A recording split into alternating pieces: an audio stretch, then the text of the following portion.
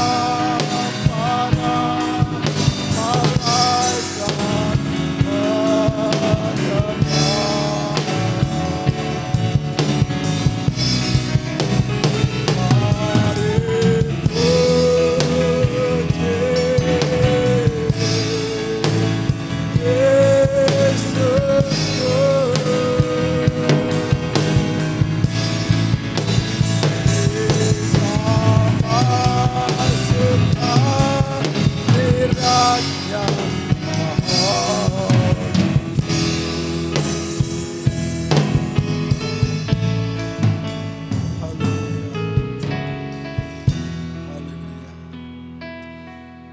Bapa kami yang di surga, Bapa yang kami sembah di dalam nama Tuhan Yesus Kristus Allah dan Juru Selamat kami yang hidup.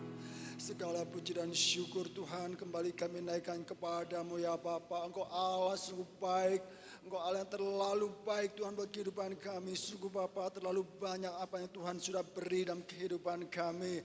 Berkat Allah yang begitu melimpah.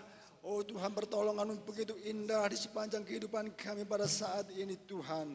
Kami bersyukur terima kasih kepada Engkau. Biar hati kami senantiasa boleh selalu penuhi dengan ucapan syukur kepada Engkau Tuhan. Bapa, pada petang ini Tuhan, kami bersama jemaat kami yang ada Tuhan. Kami boleh kembali datang kepada Engkau Tuhan. Kami mau beribadah kepada Engkau Tuhan. Kami mau mengagungkan nama-Mu, memuliakan Engkau Tuhan Yesus. Sebab Engkau lah Allah kami Tuhan. Engkau lah Raja atas kehidupan kami ya Tuhan. Bapa, kiranya Tuhan Engkau rindu. Kami rindu Engkau hadir pada saat ini tengah-tengah kami ya Tuhan. Boleh memberkati ibadah kami pada saat ini Tuhan. Biar kiranya sukacita Allah boleh tetap kami miliki pada saat ini ya Tuhan. Tuhan Yesus, kiranya Engkau ampuni segala pelanggaran kami, ampuni segala dosa kami Tuhan. Layakkan kami pada saat ini Tuhan. Biarlah Tuhan ibadah kami pada saat ini Tuhan boleh benar-benar menjadi ibadah yang berkati oleh Tuhan. Sehingga kami sepulang dari tempat ini pun Tuhan kami boleh membawa sukacita anugerah yang melimpah dari Tuhan datangnya. Terima kasih Bapa, terima kasih. Sekali lagi Bapa, kami boleh menyerahkan ibadah kami pada saat ini Tuhan. Dari awal, pertengahan hingga pada akhirnya. Di dalam nama Tuhan Yesus Kristus Allah dan Juru Selamat kami berdoa dan mengucap syukur. Haleluya. Amin. Persilakan duduk. Shalom Bapak Ibu, haleluya. Kita patut bersyukur ya saudara, kita berterima kasih kepada Tuhan. Tuhan Allah tidak pernah lalai akan janjinya saudara. Di mana Dia senantiasa akan memberkati kita, Dia akan mencurahkan damai sejahteranya atas kita. Bila pada saat ini kita mau bersorak-sorai dan mau mengagungkan nama Tuhan, haleluya. Kita angkat pujian kita bersama-sama. Mari kita mau bersukaria oleh karena Tuhan, haleluya.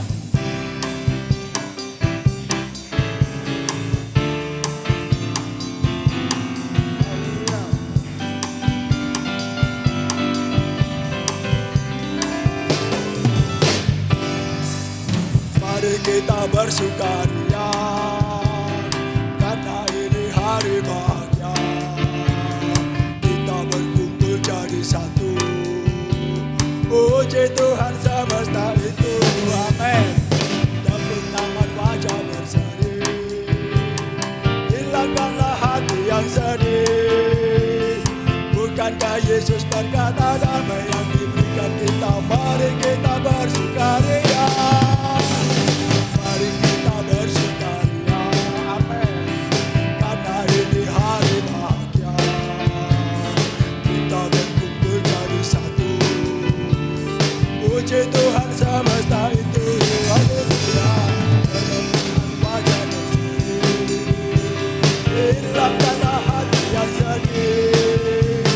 Bukankah Yesus berkata damai yang diberikan kita? Mari kita bersukaria. Kami undang berdiri sama-sama.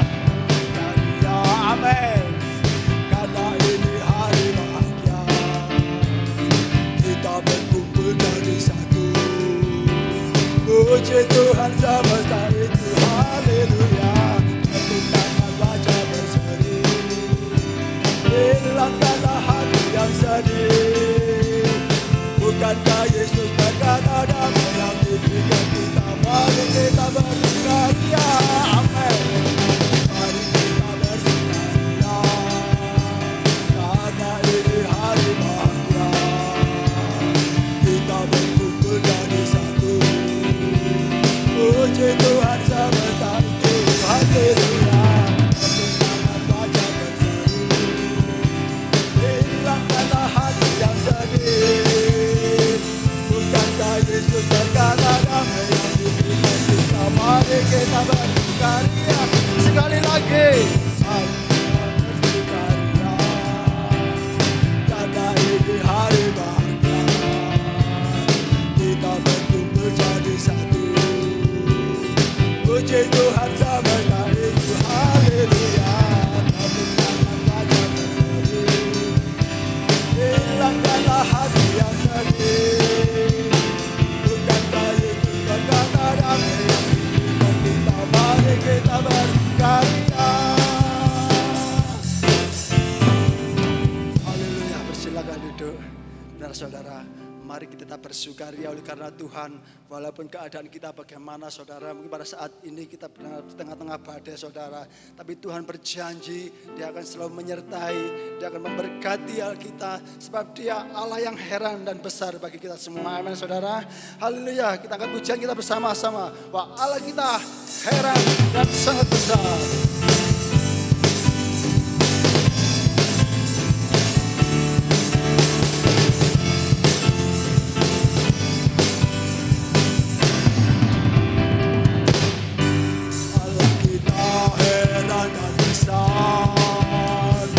Allah yang heranlah, Allah yang cinta kita semua berkati dengan limpah. Allah yang heranlah, Allah kita heran dan besar. Oh, Allah yang heranlah, Allah yang cinta kita semua berkati dengan limpah. Allah yang heranlah, Allah kita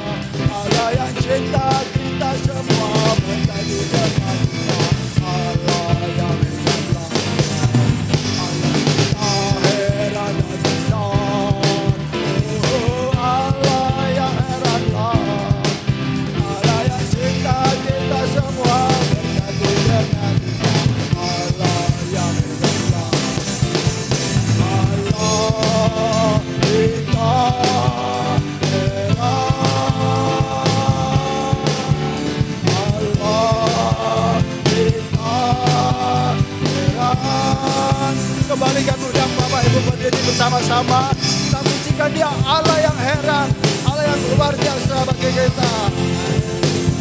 Haleluya, Allah yang cinta semua berkati dengan limpah.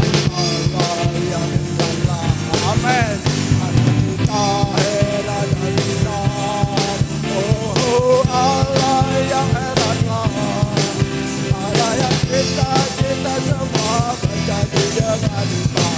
Allah yang heranlah, Allah kita heran, Allah kita heran.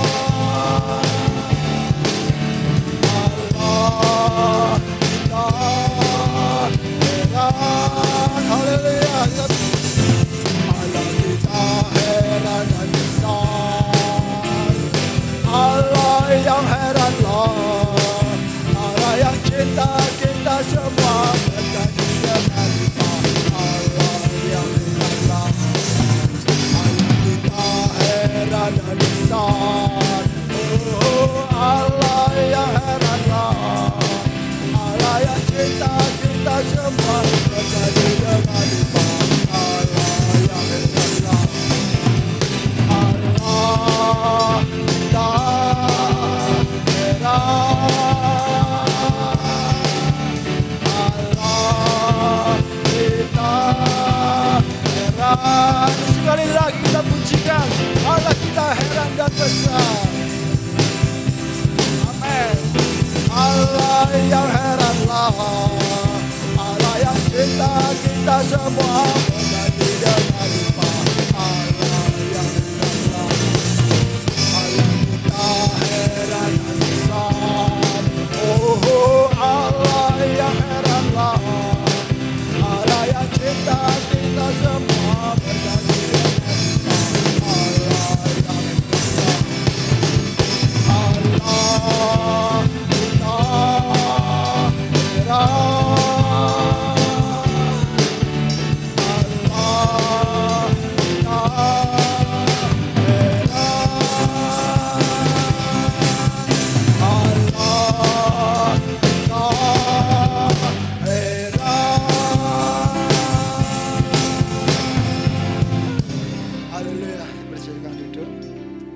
Amin kan saudara. Kita bersyukur, kita bangga punya Allah yang heran, Allah yang begitu mengasihi kita saudara. Kita tidak usah khawatir, tidak gelisah apapun yang terjadi di kehidupan kita. Tuhan memberkati. Pujian bersama kami persilahkan.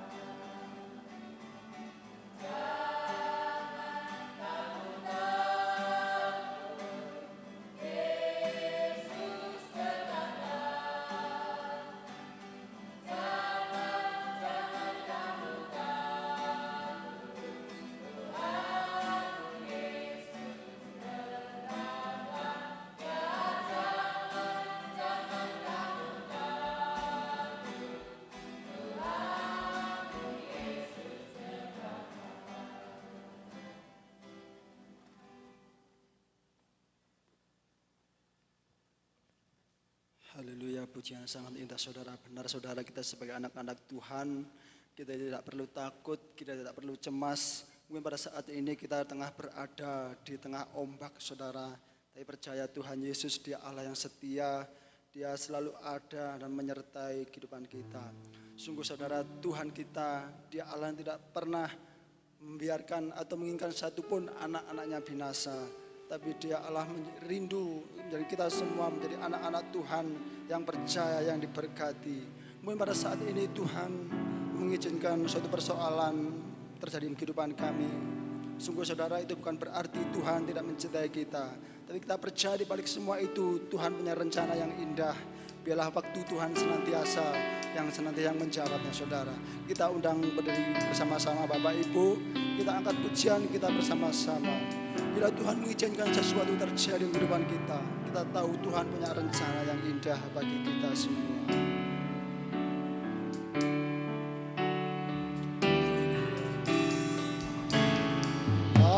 Kau izinkan sesuatu terjadi. Ku percaya semua untuk kebaikanku. Bila saat ini telah tiba waktumu, ku percaya kuasa-Mu memulihkan hidupku. Kau izinkan sesuatu terjadi. Ku percaya semua untuk kebaikanku. Bila nanti telah tiba waktumu, ku percaya kuasa-Mu memulihkan hidupku. Haleluya. Tuhan pasti yang terbaik. Walau kadang tak mudah dimengerti, lewati cobaan, ku tetap bertahan. Aku Tuhan pasti yang terbaik. Amin. Haleluya. Kau izinkan sesuatu terjadi. Percaya semua untuk kebaikanku. Bila nanti telah tiba waktumu, ku percaya kuasa-Mu memulihkan Kau izinkan sesuatu terjadi. Percaya semua untuk kebaikanku. Bila nanti telah tiba waktumu, percaya kuasa-Mu memulihkan Tuhan pasti yang terbaik. Walau kadang tak mudah dimengerti, lewati cobaan, ku tetap percaya waktu Tuhan pasti yang terbaik. Tuhan pasti yang terbaik. Walau kadang tak mudah dimengerti, lewati cobaan, ku tetap percaya waktu Tuhan pasti yang terbaik. Haleluya. Benar saudara, kita tetap percaya bahwa Tuhan yang terbaik bagi setiap kita. Percaya saja kepada Tuhan Yesus, percaya kepada firman-Nya, kita akan diberkati. Haleluya. Mari kita masuk dalam doa untuk firman Tuhan. Kami minta saudari Vina menaikkan doa untuk firman Tuhan waktu berikan pada hamba-Nya. Terima kasih ya Tuhan, buat kebaikan-Mu, buat kasih-Mu, dan kesempatan yang telah Kau berikan pada petang hari ini ya Tuhan. Kami jemaat-jemaat-Mu dapat berkumpul memuji mempermuliakan nama-Mu ya Tuhan. Semua karena kebaikan-Mu saja ya Bapa. Dan sebentar lagi kami akan mendengarkan firman-Mu ya Tuhan. Kiranya Engkau memberkati firman-Mu supaya bisa menjadi pelajaran, menjadi reman dalam kehidupan kami ya Tuhan. Dan Kau juga memberkati hamba-Mu yang akan menyampaikan firman-Mu. Kau urapi dengan kuasa Roh Kudus-Mu ya Bapa. Sucikan ruangan ini dan sucikan hati kami ya Tuhan. Dan kami sambut firman-Mu hanya dalam nama Tuhan Yesus Kristus. Haleluya. Amin. Amin. Puji Tuhan, dipersilakan duduk kembali. Saya ucapkan selamat petang bagi kita semua. Selamat beribadah, memuji, mempermuliakan nama Tuhan dalam ibadah tengah minggu pada petang hari ini. Tuhan memberkati. Kita lanjutkan lagi pembahasan kita tentang pencobaan di padang gurun. Ya, setelah iblis gagal dalam pencobaan yang pertama terhadap Yesus, ia melanjutkan pencobaannya yang kedua. Ya, iblis belum menyerah terhadap Yesus. Ya. Dan yang kedua, kita buka dalam Injil Matius 4 ayat 5 dan yang ke-6 sampai yang ke-7 ya. Matius 4 ayat 5 sampai yang ke-7. Walaupun pembahasan kita dalam Injil Markus, namun kita akan melihat dalam Injil Matius sebagai Injil sinopsis yang saling melengkapi satu dengan yang lain. Matius 4 ayat 5 sampai yang ke-7, kemudian iblis membawanya ke kota suci dan menempatkan dia di bubungan bait Allah. Lalu berkata kepadanya, jika engkau anak Allah, jatuhkanlah dirimu ke bawah. Sebab ada tertulis, mengenai engkau ia akan memerintahkan malaikat-malaikatnya, dan mereka akan menatang engkau di atas tangannya, supaya kakimu jangan terantuk kepada batu. Yesus berkata kepadanya, ada pula tertulis, janganlah engkau mencobai Tuhan Allahmu. Dalam pencobaan yang kedua ini adalah pencobaan yaitu menyerang pribadi, personal untuk menghancurkannya. Menyerang pribadi untuk menghancurkannya. Iblis tidak maha tahu. Iblis tidaklah maha tahu. Ini yang harus kita mengerti. Dia tahu akan sesuatu, tetapi dia tidak tahu akan segalanya. Dia tahu akan sesuatu, hanya kecil, sebagian atau satu. Tetapi dia tidak tahu akan segalanya. Dan pengetahuan iblis ini sangatlah terbatas. Iblis selalu memakai pengetahuan yang terbatas itu untuk mencobai dan menjebak Yesus. Bukan hanya pencobaan yang dialami Yesus, sebenarnya iblis sedang berusaha untuk menjebak Yesus. Itu iblis, berbeda dengan Yesus. Walaupun dalam keadaan sebagai manusia, Yesus dibatasi oleh ruang, waktu, dan keadaan. Dalam kondisi sebagai manusia, pengetahuan Yesus juga terbatas. Pengetahuannya juga terbatas. Namun, kita mengerti bersama bahwa Yesus memiliki dua sifat keilahian dan kemanusiawian. Ya. Sebagai manusia dia sangat terbatas akan segalanya. Namun keilahian yang mendiami kemanusiaannya tetaplah tidak terbatas dan selalu memimpin Yesus. Ya, itu keadaannya. Yesus berada di padang gurun, Yesus tidak berada di tempat lain.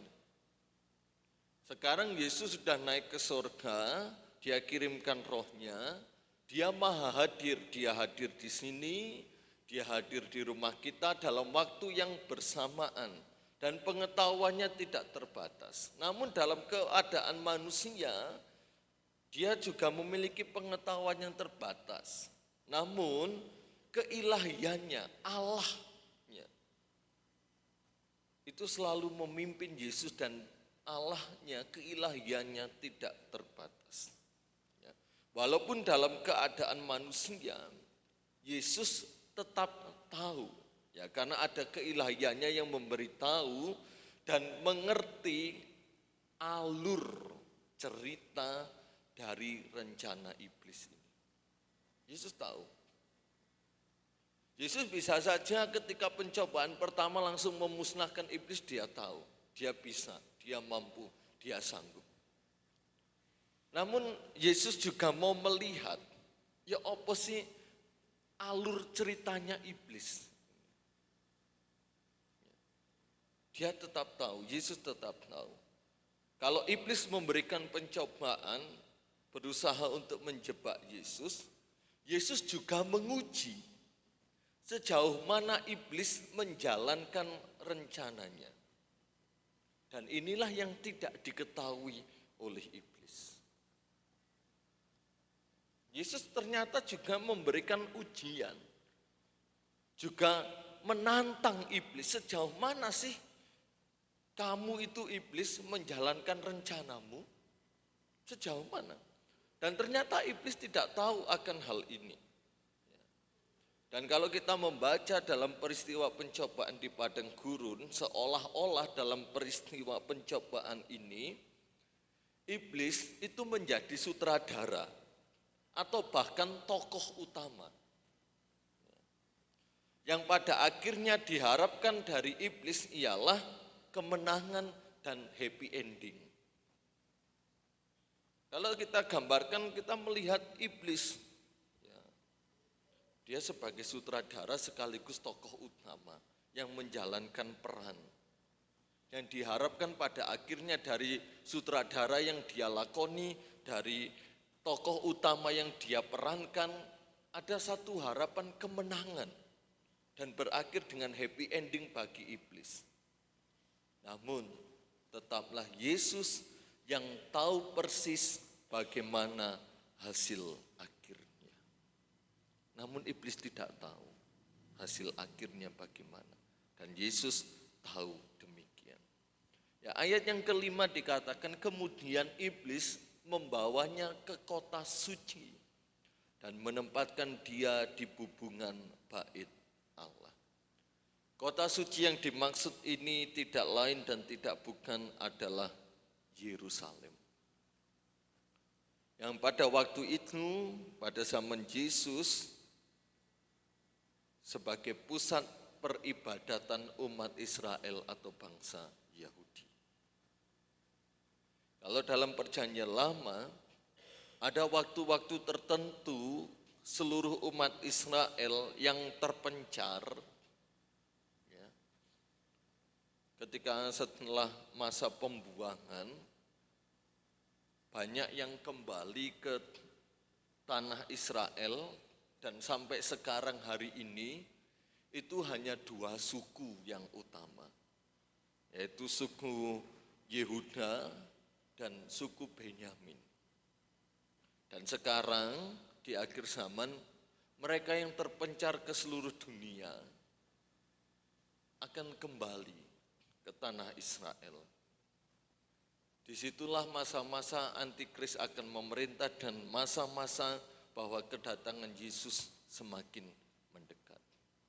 Saya pernah ke Jakarta, di Jakarta ada sebuah sinagog. Nah, sinagog itu tempat ibadah orang Yahudi. Ada di Jakarta. Dan yang beribadah di situ orang-orang asli Yahudi yang mengembara, yang merantau ke Indonesia. Ya, beberapa bulan yang lalu, kalau nggak salah awal Januari di Arab Saudi dibangunlah 3 tempat ibadah utama agama Abraham, yaitu Kristen, ya, Yahudi, dan Muslim. Dibangun suatu tempat ibadah yang megah, sama-sama megah untuk 3 agama Abraham ini di Arab Saudi sana. Saya ada videonya, saudara. Ada waktu-waktu tertentu seluruh umat Israel yang terpencar harus ke Yerusalem untuk menyelenggarakan ibadah dan mempersembahkan korban. Dalam kepemimpinan Daud, ya, waktu ia menjadi raja menggantikan Salomo, kerajaan Yehuda dan Israel yang terpecah disatukan. Sehingga ibu kota pemerintahan kembali ke Yerusalem. Hari ini juga kalau kita melihat di Israel sana, bahwa dulu Israel itu beribu kota di Tel Aviv.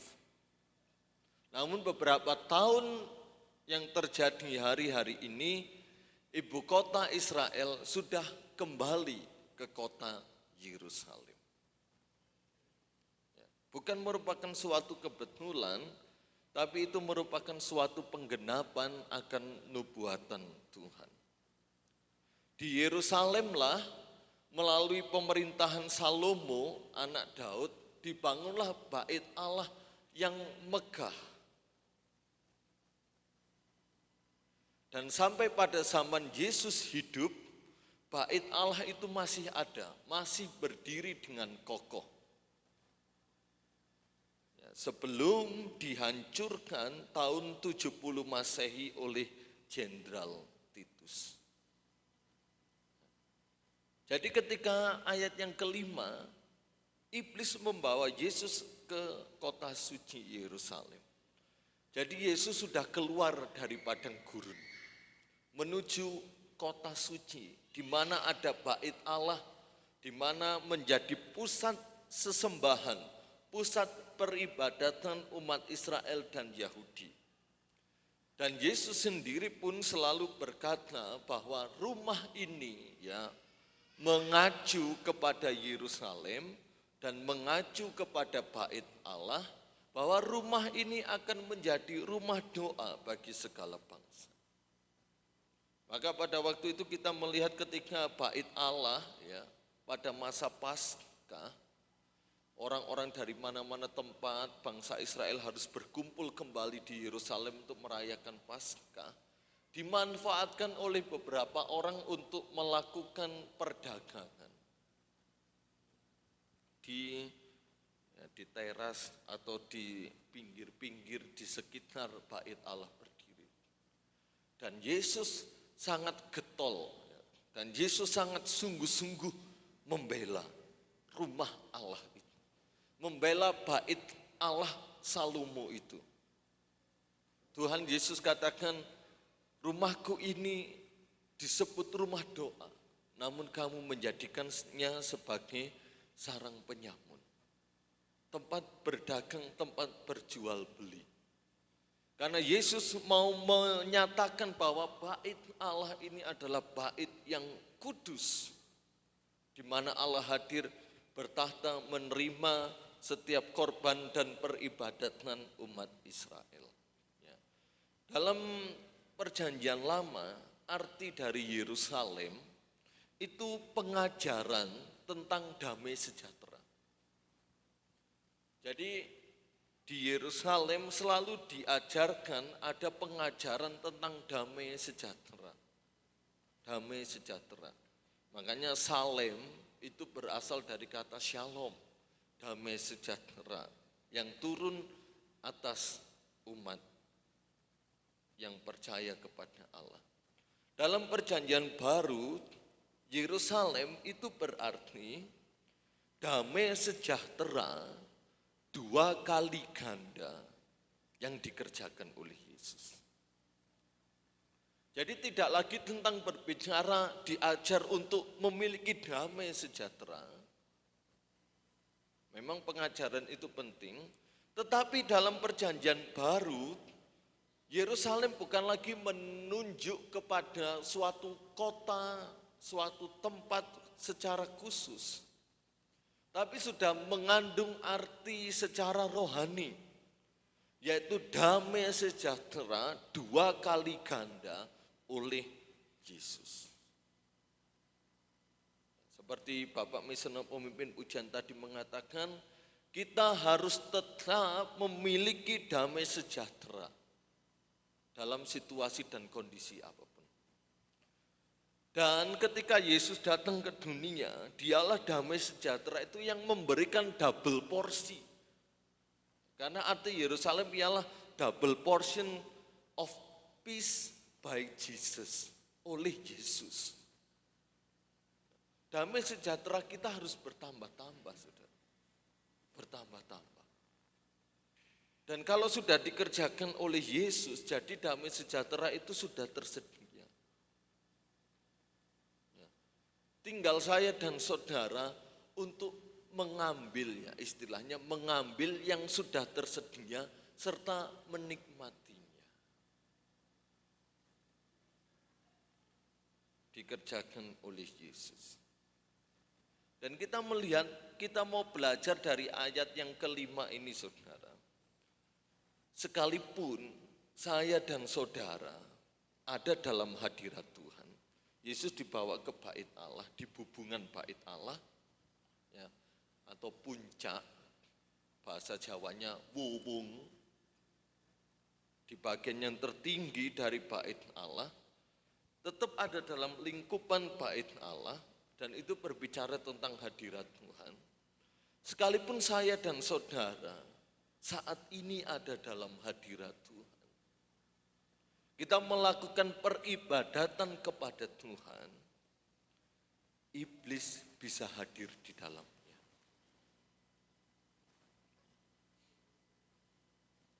Bukan hanya Roh Kudus saja yang hadir, tapi iblis bisa hadir di dalamnya. Maka dari itu selalu kita ditekankan oleh siapapun yang melayani supaya kita fokus akan kehadiran Yesus. Fokus akan kehadiran Allah, kehadiran Roh Kudusnya. Sebab iblis bisa hadir dalam peribadatan kita. Iblis bisa datang dalam doa kita. Iblis bisa datang dalam persekutuan kita dengan Tuhan. Bahkan iblis, firman Tuhan katakan, dia bisa berjalan-jalan ke sorga. Tapi dia tidak berhak untuk menempati sorga. Itu Alkitab katakan. Ya. Maka dari itu, penting kita memiliki kepekaan. Apakah dalam ibadat kita ini dikerjakan dalam suasana kedagingan atau dalam suasana pimpinan Roh Kudus. Dan kita tetap harus menghancurkan segala kuasa iblis serta tipu dayanya dalam setiap ibadah, doa yang kita kerjakan. Baik secara pribadi maupun secara komunitas. Sebab iblis datang, ada, bisa hadir.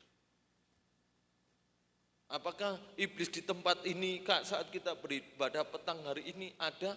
Ada.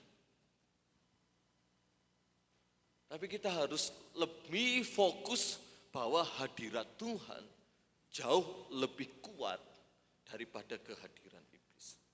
Bahkan kehadiran kita untuk memuji meninggikan nama Tuhan harus lebih kuat daripada kehadiran iblis. Makanya kita selalu mempersiapkan hati dan hidup kita saat kita beribadah kepada Tuhan. Karena ketika kita dalam peribadatan kita kepada Tuhan, benar-benar merasakan kehadiran Allah dan hadiratnya, maka kita pulang dengan kepuasan.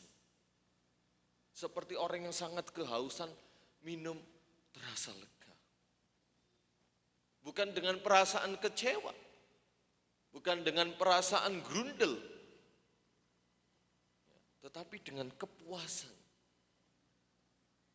Mari kita kalahkan kuasa iblis dalam setiap peribadatan kita. Yang kedua, saat kita alami damai sejahtera yang dari Allah secara berkelimpahan, iblis bisa datang dalam damai sejahtera itu. Untuk apa? Untuk mencurinya, untuk menghilangkannya dari kehidupan kita.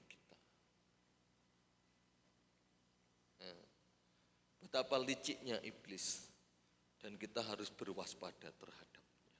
Itu pesan firman Tuhan, bukan pesan saya. Bukankah Petrus selalu memperingatkan, ingatlah dan berjaga-jagalah bahwa iblis berjalan ke sana kemari bagaikan singa yang mengaum-ngaum, siap untuk menerkam mangsanya. Maka dari itu kita harus berwaspada terhadapnya. Karena ketika Yesus mati di atas kayu salib, Yesus selesai mengerjakan penebusan, iblis itu berada di bawah kaki kita. Artinya iblis sebenarnya sudah kalah, sudah tidak berdaya. Dan kita punya kuasa untuk menghancurkan segala kelicikan dan tipu daya iblis. Jangan sampai terbalik. Karena Tuhan sudah memberikan kuasa otoritasnya untuk kita menginjak dan mengalahkan kuasa iblis itu. Dia sudah tidak berdaya, saudara. Namun dia tetap memiliki tipu daya yang seringkali membuat saya dan saudara mengikutinya. Tapi firman Tuhan petang hari ini datang kepada kita, berwaspadalah, saya dan saudara punya kuasa untuk mengalahkan iblis beserta tipu dayanya. Karena kita sudah alami penebusan Yesus. Ya. Ayat yang ke-6, jangan sampai damai sejahtera yang berlipat-lipat, yang melimpah itu dari Allah, tercuri oleh kuasa iblis. Kembali ayat yang ke-6, iblis mengatakan, jika engkau anak Allah. Dalam ayat yang ke-7, Yesus mengakhiri pencobaan kedua dengan berkata, janganlah engkau mencobai Tuhan Allah. Nah, dari perkataan Yesus ini mau memberikan pengajaran kepada saya dan saudara, dalam pencobaan yang kedua ini, iblis lebih menyerang tentang kepribadian Yesus, perihal status anak Allah. Kalau pencobaan pertama, iblis minta bukti, kalau engkau anak Allah, ubah batu ini jadi roti. Kalau yang kedua ini lebih kepada pribadinya, personalnya Yesus. Dengan memakai status anak Allah yang diberikan Bapa sendiri sewaktu Yesus selesai mengalami baptisan air. Iblis tetap ingin Yesus membuktikan bahwa dia benar-benar anak Allah. Iblis mau, tanda kutip, anak Allah itu digunakan untuk menuruti kemauan iblis sampai Yesus tunduk akan iblis. Nah, jika engkau anak Allah, jatuhkanlah dirimu ke bawah. Jatuhkanlah sekarang dirimu. Nah, bukankah ini personal? Bukankah ini pribadi? Jatuhkanlah dirimu ke bawah. Nah, sekarang saya mau tanya, iblis ini menyuruh Yesus lapo?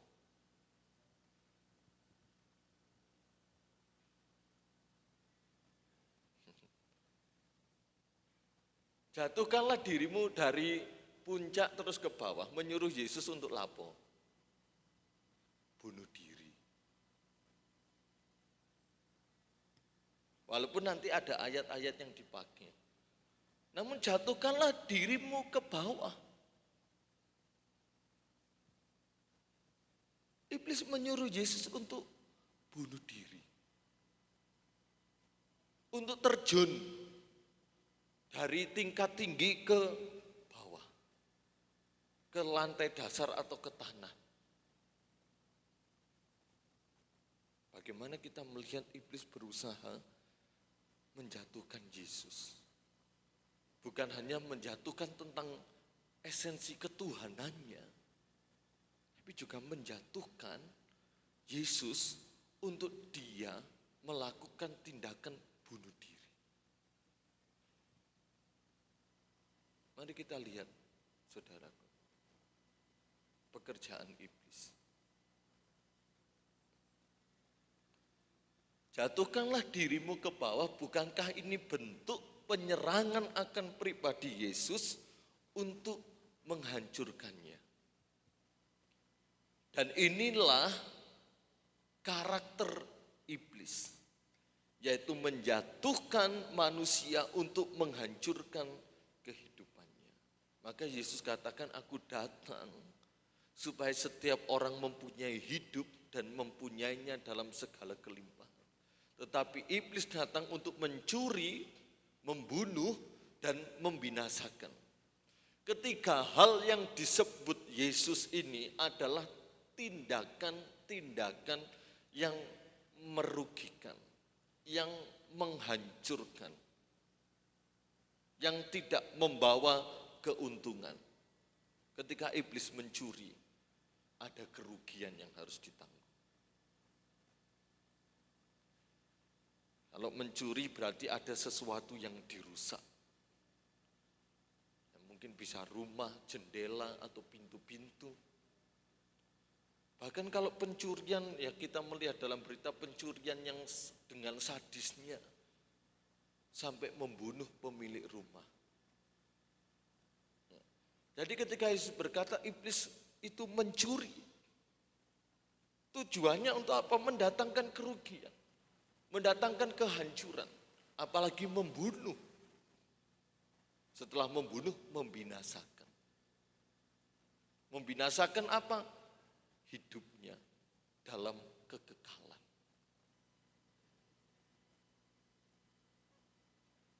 Yesus pertama kali muncul ke dunia sebagai Adam yang kedua. Iblis mau melakukan kembali apa yang dia lakukan kepada Adam dan Hawa, manusia pertama. Adam dan Hawa sudah terkena tipu daya muslihat iblis sehingga mereka jatuh dalam dosa. Mengalami kerugian yang luar biasa. Namun tetap kita melihat kasih Allah nyata dalam hidup Adam dan Hawa. Kasih Allah jauh lebih kuat, jauh lebih besar daripada dosa yang diperbuat Adam dan Hawa. Pikirnya iblis sama.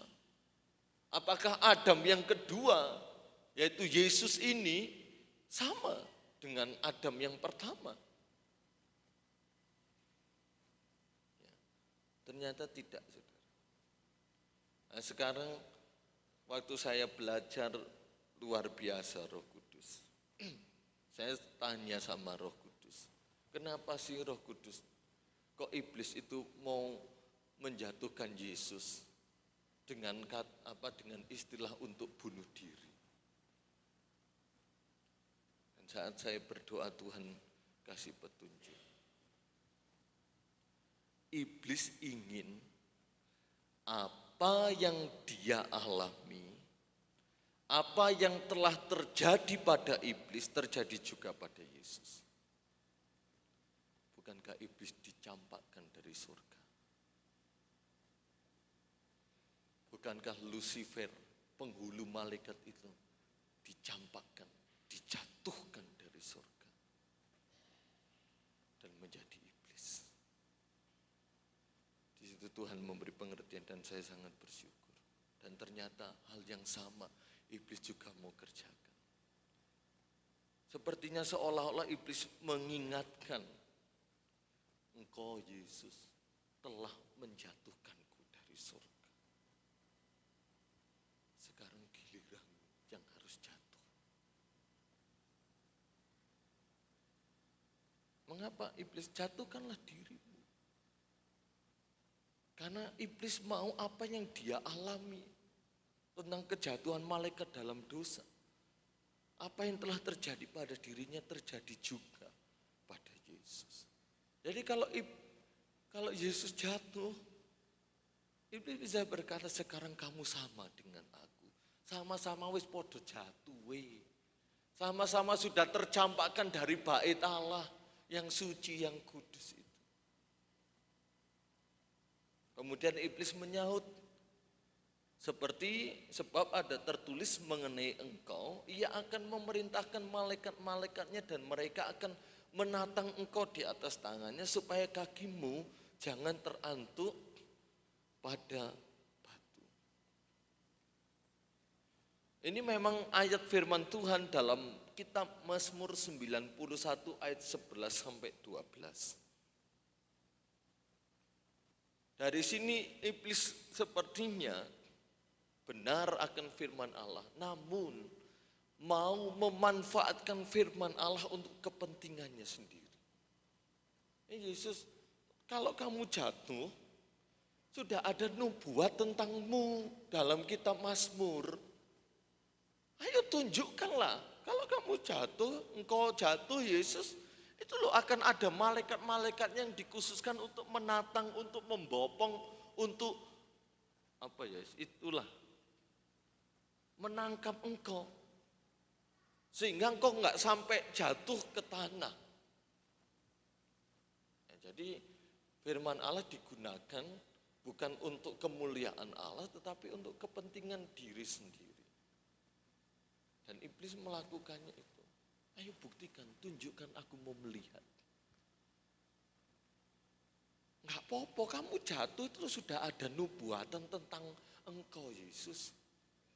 Jatuh, nanti pasti akan ada malaikat-malaikat yang datang. Ya. Namun lebih dari malaikat-malaikat yang menatang Yesus, yang membopong Yesus, yang menangkap Yesus.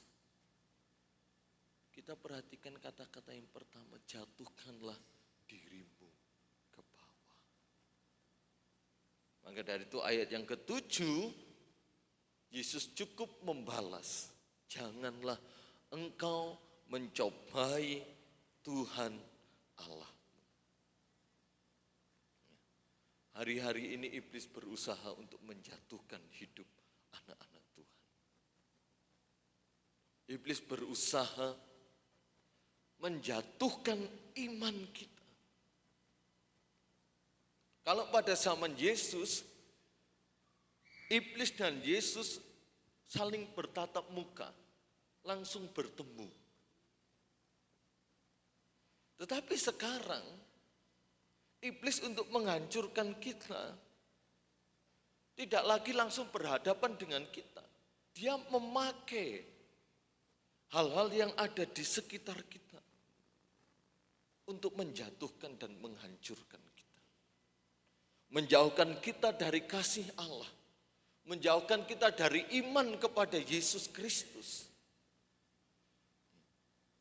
Seperti 1 Yohanes katakan, keinginan mata, keangkuhan hidup. Ya, keangkuhan hidup bukan hanya berbicara tentang kesombongan atau memegahkan diri, bukan seperti itu.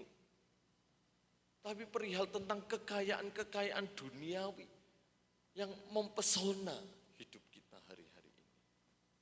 Kecanggihan teknologi yang menarik kita dari persekutuan dengan Tuhan. Memang benar saudara, teknologi itu luar biasa. Kita memakainya itu tidak terasa waktu ini. Dengan berkat-berkat atau dengan orang-orang di sekitar kita. Makanya dalam Injil Lukas, ya nanti kita pelajari, pada bagian penutup pencobaan Yesus, iblis menunggu waktu yang tepat. Jadi hati-hati, jangan sampai kita masuk dalam bom waktunya iblis. Terpesona dengan keindahan-keindahan dunia. Mengapa saya katakan jangan sampai kita terpesona dengan keindahan-keindahan dunia? Sebab Rasul Yohanes katakan seluruh dunia ada dalam kuasa si iblis. Dan kalau kita bisa menikmati keindahan-keindahan dunia, kita harus tetap menyadari bahwa itu berkat Tuhan, keuntungan buat kita. Sebagai contoh, kita dianugerahi teknologi yang super cepat, super canggih. Gunakan itu untuk pemberitaan Injil.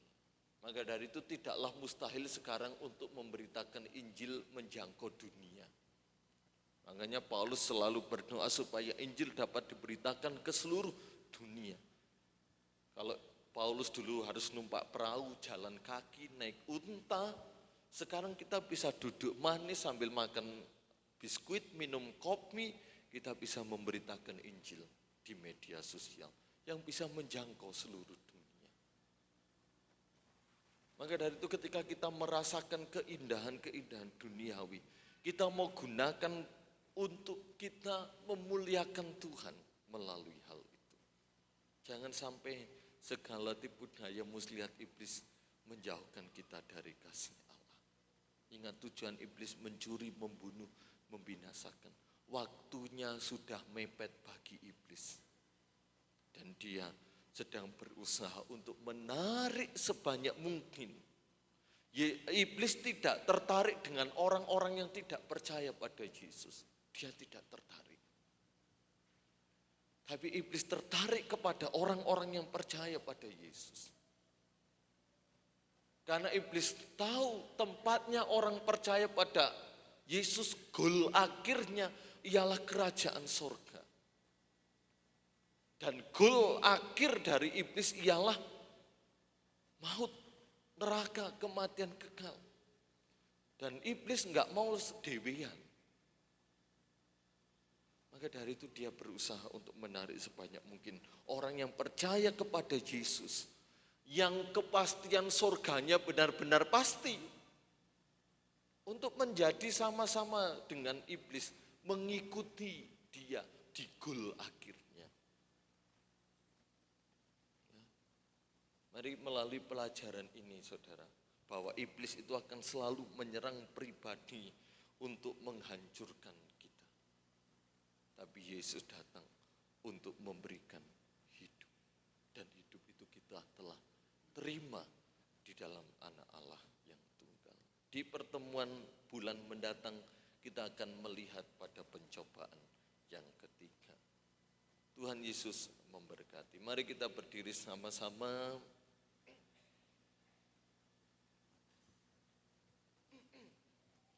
Kita ingat satu pujian, bimbinglah daku, ya Yesus, di sepanjang jalan hidupku. Pada pencobaan yang kedua ternyata iblis kalah. Tetap gunakan firman Allah sama seperti Yesus untuk mengalahkan segala tipu daya muslihat iblis. Jangan gunakan kekuatan diri sendiri. Jangan gunakan kekuatan hikmat manusia. Tetap pegang teguh firman Allah. Katakan kepada iblis bahwa engkau sudah kalah. Dan kuasa serta tipu dayanya dapat kita hancurkan berdasarkan kuasa yang Tuhan berikan. Haleluya. Bimbinglah padaku, ya Yesus. Di sepanjang jalan hidupku,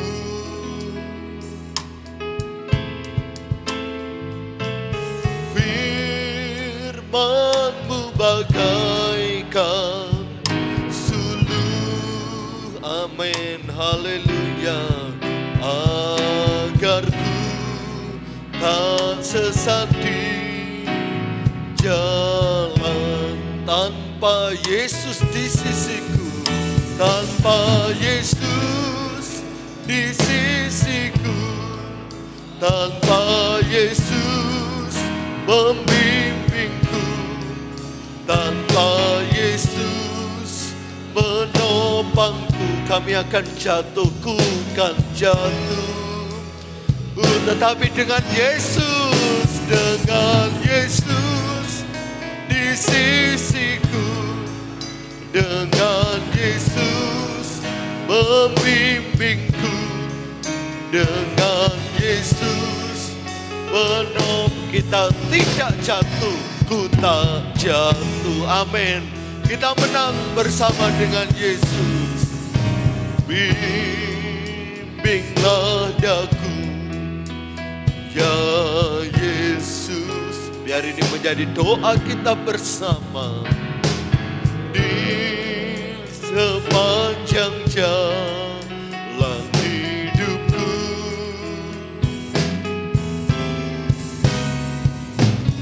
firman-Mu bagaikan suluh, agar ku tak sesat di jalan. Haleluya. Tanpa Yesus di sisiku, tanpa Yesus membimbingku, tanpa Yesus menopangku, ku kan jatuh. Dengan Yesus di sisiku, haleluya, dengan Yesus membimbingku, dengan Yesus menopangku, ku tak jatuh. Kita angkat pujian ini sekali lagi. Bimbinglah daku, ya Yesus, di sepanjang jalan hidup kami, di sepanjang jalan hidupku.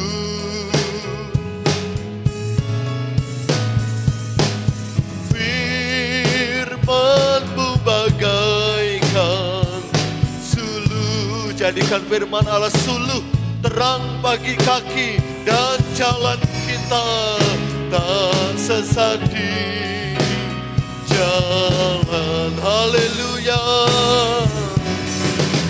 Tanpa Yesus di sisiku, tanpa Yesus membimbingku, tanpa Yesus menopangku, ku kan jatuh. Dengan Yesus di sisiku, dengan Yesus membimbingku, dengan Yesus menopangku, ku tak jatuh.